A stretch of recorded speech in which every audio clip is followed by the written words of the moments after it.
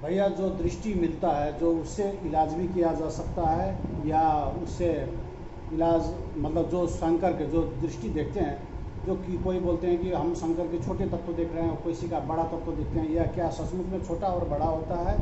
और जो लोकांतर में आपके द्वारा जो गमन किया जाता था या जाते थे लोकांतर में, और उसके जो यात्रा करते थे उसमें बताते थे कि लोग कि आपका जो जटाधारी रूप में बूढ़े रूप में दिखाई देता है, या उसका आपका शरीर से क्या लेना है, और या आपका कौन सा शरीर है, या सूक्ष्म शरीर या कौन सा शरीर है, आप कृपया बताने की कोशिश करें, और सब लोगों को, हमारे जैसे सब लोगों को भी, जो आपके दर्शक हैं उनको भी बताने की कृपा करें। शनिदेव महाराज आप पर कृपा करें बोधराज, क्योंकि आज आप जो क्वेश्चन पुट कर रहे हैं ये लोगों की जिज्ञासा बना हुआ है और लोग भ्रमित ना हो जाएं, इसलिए हम इन क्वेश्चनों के जवाब देते हैं। पहली बात तो ये है कि जो जितनी श्रद्धा के साथ मंत्र का जप करेगा, मंत्र जप से उतना ही वीर्य उत्पन्न होगा और वो जो है उसका तेज बल बढ़ जाएगा।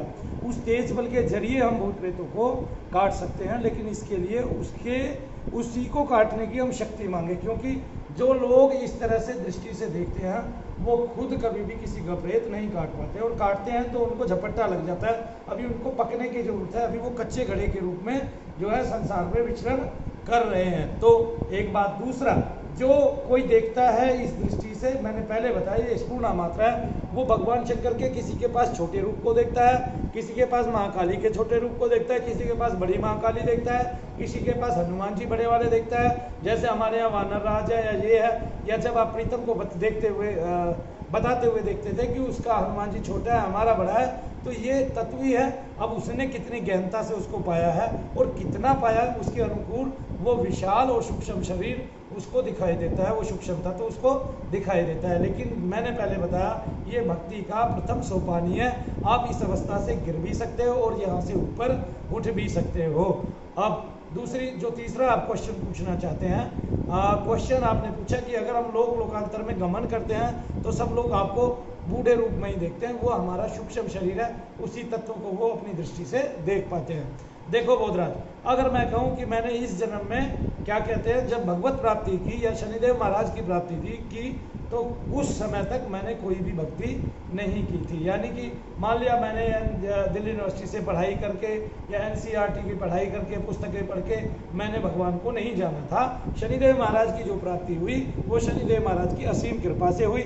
और दूसरा, पिछले जन्मों का कोई सात्विक पुण्य था और उस सात्विक पुण्य के उदय होने से ही मुझे इष्ट प्राप्ति हुई, शनिदेव महाराज की प्राप्ति हुई। वरना तो आज इस समय कितने लोगों का ऐसा अनुभव होता है कि साक्षात भगवान के एक तस्वीर की आंखों से दो रश्मियां निकली और अंतर्मन में या अंतर शरीर में समा गई। इसके लिए हमने एक छोटी सी कविता भी लिखी है। छोटी सी कविता क्या है कि है कितनी आशा कितनी तृष्णा पर कितनी करेगी पूर्ति वो पत्थर की मूर्ति।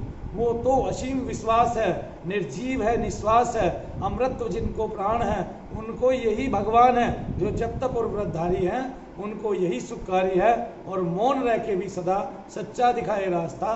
फलीभूत है उनकी तपस्या जिनको है ये आस्था। धर्म, अर्थ, काम, लोभ ये सब एक मंत्र से ही, और मोक्ष ये सब एक ही मंत्र से इस जगत में पाए जा सकते हैं। आप अपने इष्ट का कोई भी मंत्र हो उसको छोटा बड़ा ना मानकर, वो छोटे बड़े का ध्येय न रखकर आप केवल उसका जप करें, क्योंकि कोई भी बीज जो इस संसार में उत्पन्न है, जो हमारी वर्णमाला में भी स्थापित है या दिखाई देता है, चाहे वो स्वर के रूप में चाहे वो व्यंजन के रूप में, अगर आप उसका जप करते हैं तो आप इस संसार सागर से पार पा सकते हैं। क्योंकि प्रत्येक बीज और प्रत्येक बीज की ध्वनि तरंगे, स्वर हो या व्यंजन हो, वो ओम रूप में, नाद में, और आपका जो अंतर से स्वर उठता है, जो कुंडलिनी के साथ साथ, जैसे कुंडलिनी माता अपनी जगह छोड़कर वापस ऊपर की तरफ उत्थान करती है और उल्टा होकर चलती है और आपके आज्ञा चक्र में आकर मिलती है, उससे जो नाद उत्पन्न होता है, जो ब्रह्मनाद हम जिसको बोलते हैं, वो आज्ञा चक्र में आकर जो विस्फोट होता है, और फिर जो आत्म तत्व का दर्शन होता है, अपने ही तत्व का जब दर्शन होता है, अपने से ही जब साक्षात्कार होता है, तभी हमें रियल में प्राप्ति होती है। और वहाँ पे जो दर्शन होता है उसी दर्शन को हम परिपूर्ण दर्शन मानते हैं। और सुनिए, ये दर्शन आपको इस जगत में रहते रहते आपको इस जगत के जो आधार हैं उनकी कृपा से जिन मानवों ने ऐसे दर्शन किए हैं वही आपको रियल में ये दर्शन करा सकते हैं और वही आपको उस लेवल का शक्तिपात करा सकते हैं। वरना उनके अलावा अन्य कोई आदमी अगर ये कहता है कि मैं आपको शक्तिपात कराता हूँ, क्योंकि हमने भी अपने आप को इसलिए नहीं चुना, चाहे बेशक आत्म दर्शन किया और बेशक ये दर्शन किया, क्योंकि लोगों के जो छोटे छोटे दुख है उनसे वो उबर नहीं पाता। और महात्मा जितने भी हैं वो उनको जो है आत्मदर्शन कराए रखते हैं, उनको ब्रह्मदर्शी बनाए रखते हैं और उनको इसी ख्याल में जीने में आनंद आता रहता है और वो समझ ही नहीं पाते कि वास्तविक गुरु कौन है, जो आपके इस जगत के कष्टों को कम कर दे, जो आपकी इस जगत की ऋणात्मकता को कम कर दे, वही वास्तविक और सच्चा गुरु है।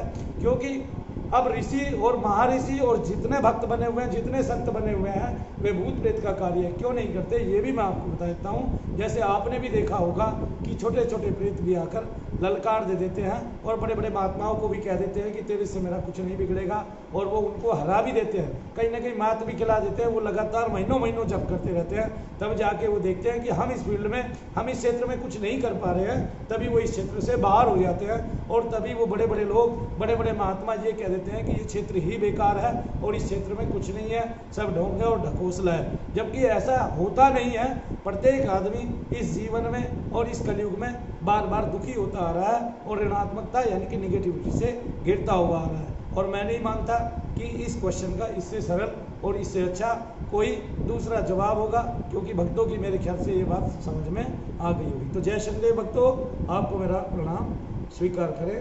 आपकी सदा ही जय हो शनिदेव महाराज, करुणा करें शनिदेव महाराज आप पर और सब प्रकार के ऐश्वर्य और फल आपको प्रदान करें। भैया आपको भी बहुत बहुत धन्यवाद। इतनी सरलता से आपने जो लोगों की जिज्ञासा शांत की और मेरे ही साथ की जिज्ञासा शांत की, इसके लिए आपको बहुत बहुत धन्यवाद।